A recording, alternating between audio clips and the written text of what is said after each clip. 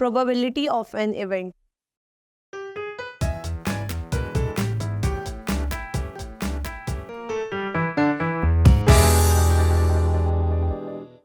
Assalamu alaikum. I welcome you all on the platform of Digital Academic provided by Moonlight International Publishers. Hello my dear students, I'm your maths teacher. My name is Aisha. But today's topic is about probability of events. Students, probability of event basically क्या होते हैं कि जब आपके पास कोई ना कोई outcomes आने के चांसेस होते हैं, आपने उनको क्या करना होता है, उनकी प्रोपोर्शन निकालनी होती है टोटल नंबर ऑफ आउटकम्स पे. फॉर एग्जांपल, अगर आप एक लूडो के दौरान एक डाइस को थ्रो करते हैं तो आपके पास इवन नंबर आने के चांसेस क्या क्या है. इवन नंबर आने के चांसेस 3 है. या उस टाइम आपके पास 2 आ सकता है, that is an even number. 4 आ सकता है या 6 आ सकता है. ये तीनों क्या है, इवन नंबर्स हैं. और आपके पास टोटल आउटकम्स क्या हैं, 6 है. कि आपके पास 1 से 6 तक टोटल चांसेस हैं, जिनमें से इवन नंबर आने के 3 चांसेस हैं, 2, 4 और 6. दैट मीन्स 3 आपके पास फेवरेबल आउटकम्स हैं और टोटल आउटकम्स आपके पास कितने हैं, 6. तो आप क्या करेंगे, 3 डिवाइडेड बाय 6 लिखेंगे.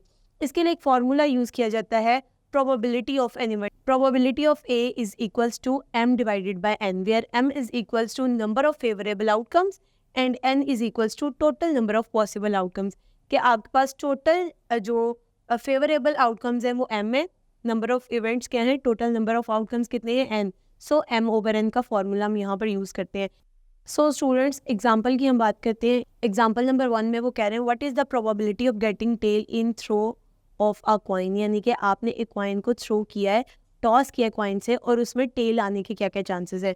स्टूडेंट्स, जैसा कि हम जानते हैं कि टेल आने के चांस 1 है.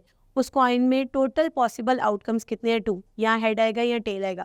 सो यहाँ से हमें पता चलेगा कि फेवरेबल आउटकम क्या है आपके पास, 1, जबकि आपके पास total number of possible events कितने हैं, 2. यानी कि 2 चांसेस हैं पॉसिबल टोटल, और आपको 1 चाहिए, यानी कि टेल चाहिए, 1 इवेंट आएगा उसका.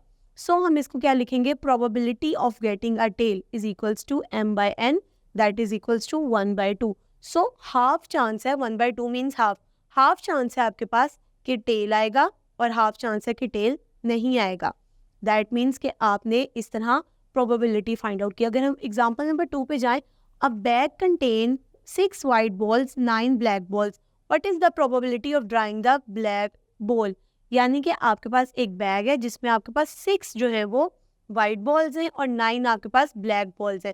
अब आपके पास कितने चांसेस हैं, कितनी प्रोबेबिलिटीज हैं कि आपके पास ब्लैक बॉल्स आएंगे. अगर आप एक दफ़ा बैग में हैंड डाल के बाहर निकालेंगे तो आपके पास हो सकता है वाइट बॉल आए, देन आपके पास ब्लैक बॉल आए, देन अगेन ब्लैक आ जाए या वाइट आ जाए. इस तरह आपने चांसेस फाइंड आउट करने हैं. अब फेवरेबल आउटकम्स कितने हैं, इनके आपके पास ब्लैक बॉल आने के कितने चांसेस हैं. क्योंकि ब्लैक बॉल 9 है तो आपके पास चांसेस भी कितने होंगे, 9 होंगे. और इसके अलावा आपके पास वाइट बॉल कितने हैं, 6. सो हमारे पास चांस कितने हो गए, 9. अब हमने सबसे पहले टोटल आउटकम्स फाइंड आउट करने हैं, यानी कि कितनी दफ़ा आप बैग से बॉल को बाहर निकालेंगे. तो उसके लिए हम क्या करेंगे, number of white balls plus number of black balls करेंगे, यानी कि 6 + 9 करेंगे तो आपके पास क्या आ जाएगा, 15 आ जाएगा. सो आप लिखेंगे number of favourable outcomes is equals to 9, total number of outcomes is equals to 15. So we have to find probability of drawing black balls. क्या आपने ब्लैक बॉल्स निकालने हैं. उसके लिए हम क्या करेंगे, m by n यानी कि 9/15 करेंगे, दोनों को 3 के टेबल पे डिवाइड करेंगे तो हमारे पास आंसर आ जाएगा 3/5. इस तरह हमें पता चलेगा कि 3/5 टाइम्स चांस है कि आपके पास ब्लैक बॉल आए टोटल बॉल्स में से. इस तरह स्टूडेंट्स, आप लोगों ने क्या करना है, अपनी एक्सरसाइज नंबर 12.2 को देखना है और उसमें यही चांसेस रिपीट हुए. आपने m by n के फॉर्मूला से क्वेश्चंस को सॉल्व करना है. सो स्टूडेंट्स, ये थी हमारी आज की एक्सरसाइज. मैं उम्मीद करती हूँ आपको आज का लेसन समझ में आया होगा. Stay tuned till next video. अल्लाह हाफिज़.